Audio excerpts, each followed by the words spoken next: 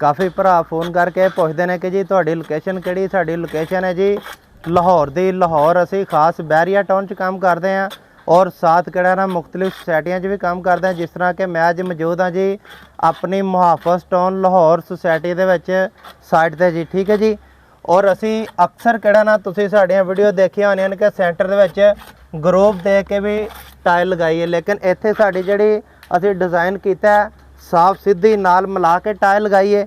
ਇਸੇ ਤਰ੍ਹਾਂ ਹੀ ਇਹ ਡਿਜ਼ਾਈਨ ਦੇਖ ਲਓ ਜੀ, ਅਸੀਂ ਸਿਰਫ ਕਿਹੜਾ ਨਾ ਫਰੰਟ ਐਲੀਵੇਸ਼ਨ ਤੇ ਸਾਦਾ ਸਿੰਪਲ ਟਾਇਲ ਲੱਗ ਰਹੀ ਹੈ। ਇਸੇ ਤਰ੍ਹਾਂ ਹੀ ਇਹ ਸਾਹਮਣੇ ਦਿਖਾ ਦਿਓ, ਉਹ ਉੱਪਰ ਵਾਲੀ ਜਗ੍ਹਾ ਤੇ ਦਿਖਾ ਦਿਓ ਜੀ, ਠੀਕ ਹੈ ਜੀ।